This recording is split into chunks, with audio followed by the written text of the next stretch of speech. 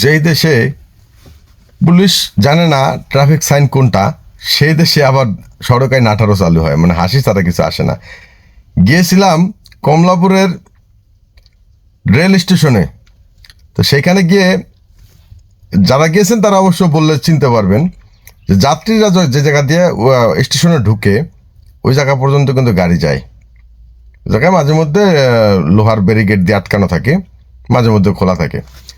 তো আমি তো যখন ঢুকছি এখানে, আমি ট্রাফিক সাইন খেয়াল করে ঢুকছি যে আমার এখানে কি আছে, আমাকে এখানে ঢুকতে পারবো কিনা।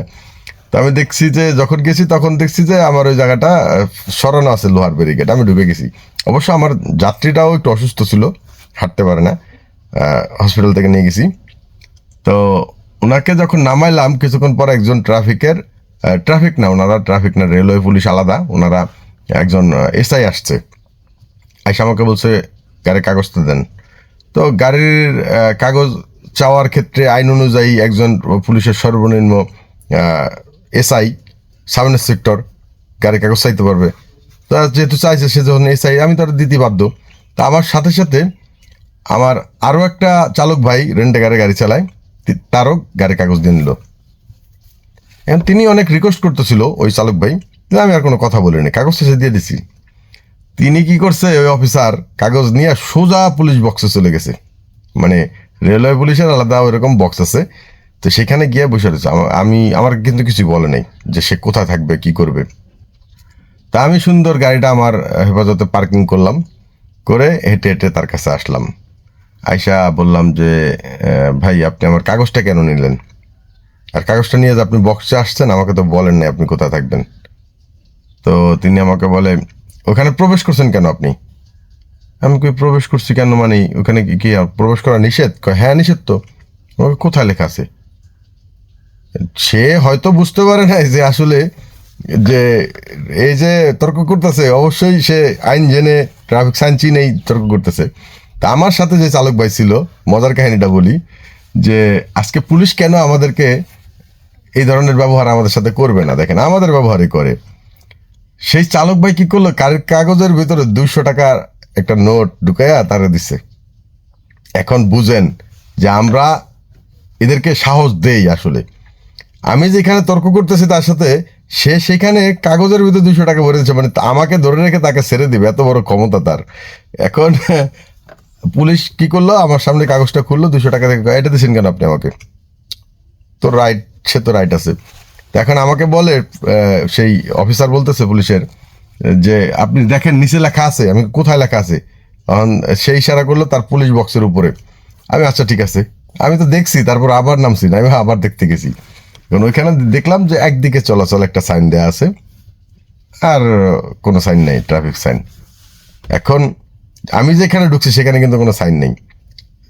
ধরেন না, যদি আমি ধরে নেই একদিকে চলাচল, তাহলে আমি ওখানে ঢুকতে পারি, ঠিক আছে, আমি তো ওখানে বের হয়ে নেই। এখন আমি তো তাকে আটকে দিছি যে ভাই আপনি তো ট্রাফিক সাইন চিনেন না। কেন আপনি এই কথা বললেন আমাকে? আমি আইনের লোক। কিন্তু আইনের লোক হলে লাভ নেই, কারণ আপনি আমাকে বলছেন যে এখানে প্রবেশ নিষেধ সাইনটা কোথায়, বা এখানে প্রবেশ নিষেধ সাইনটা না থাকা পর্যন্ত যদি এখানে কলম দিয়ে লিখেও রাখেন যে প্রবেশ নিষেধ, তাও আমি ঢুকবো কেননা আমার ট্রাফিক সাইন কথা বলবে, আপনি লিখে কেন রাখবেন? ঠিক আছে, আমি আর এখানে তো লেখাও নাই, আর এখানে তার পুলিশের একজন ইয়েও নেই। যেমন সিগন্যাল 3 প্রকার হয়, যদি আমি তার কথা অনুযায়ী ধরি, যে আলোক সংকেত, শব্দ সংকেত আর বাহুর সংকেত। তো এখন 3 প্রকারের সিগন্যালের তো 1 প্রকারও আসে না এখানে। এবং বিআরটি এর যে প্রবেশ নিষেধ সাইন সেটাও নেই, তাহলে উনি আমাকে কোনটা বললো?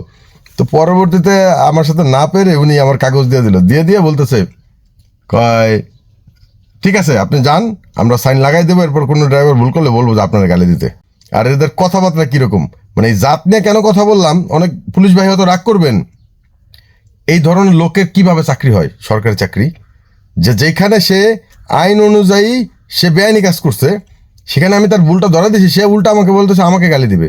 তো আমি তো রিপ্লাই ঘুরায় তারা বলে দিলাম যে আমারে কেন গালি দেবে? আপনি বলবেন যে বাংলাদেশ পুলিশে গালি দিতে, মিয়া আপনার মতো এরকম অশিক্ষিত লোক এখানে বসে রাখছে, একবার ডাইরেক্ট সে আমাদেরকে চা দিছে। তো কিছু বলার নেই তো ভাই, সে যে আচরণটা আমার কাছ থেকে আশা করছে সেটাই সে পাইছে। এখন এই ঘটনাটা আপনাদের সাথে শেয়ার করলাম এটাই, যে সড়ক আইন 2018-তে 126টি ধারা, সেই ধারাগুলির মধ্যে 20টা ধারা ধরেন পুলিশের কাজে আসবে। যেমন কিরকম কাজে? ট্রাফিক আইন অনুযায়ী জরিমানার হার, মানে এই কথা রাজস্ব আসবে, সেটাই সে বাস্তবায়ন করবে। কিন্তু 126টি ধারা যে চালকের কর্মঘণ্টা নিয়ে উল্লেখ আছে, সেটা নিয়ে কিন্তু কোনো শালা কথা বলবে না দেশে। কেন বলবো না জানেন? এইটা একটা লাভ নাই। চালক এদেশে ডিউটি করতে করতে মরে যাক, তাতে কারো কিছু যায় আসে না, বুঝছেন? চালক যখন অন্যায় করবে, রাস্তার ভিতরে আমরা জনগণ মিলা গণপিটুনিতে মেরে ফেলবো, এটাই আমরা পারি, এছাড়া বেশি কিছু পারি না। ওই যে কিছু অপদার্থ আছে, না বুঝেই আইসা কমেন্ট করে, ঠিক আছে? কি বলছে একজনে, যে আপনারা আইন প্রণয়নে বাধা দেন কেন, আপনারা আইন মানতে চান না কেন? আরে ভাই, আইন মানতে চাবো না কেন? কে বলছে? আপনার সড়ক আইন 18, এই 126টা ধারা দিয়ে যখন আইন পাস করছেন, 126টা ধারাই আপনাকে বাস্তবায়ন করতে হবে। আপনি এর ভিতরে বাইসা বাইসা নিজেদের স্বার্থে কয়েকটা ধারা নিয়ে আপনারা কাজ করবেন, বাকি ধারা কাজ করবেন না, তো তার তো আমরা সেই আইন তো আমরা মানবো না। কেন মানবো? একজন চালক কর্মঘণ্টা সে 17-18 ঘন্টা ডিউটি করবে, আর আপনারা কি করবেন? বৈশা বৈশা মনে করেন যে এসির ভিতরে বৈশা বৈশা আইন পাস করবেন, ঠিক আছে? আবার ওই চালককেই 17-18 ঘন্টা ডিউটি করার পরে ওই চালকেরই আবার আপনার ট্রাফিক রুলসের মধ্যে চলতে হবে, আইন মানতে হবে। মিয়া, ভুল তো মানুষই করে, কিন্তু চালকের ক্ষেত্রে কোনো ভুল গ্রহণযোগ্যতা পায় না।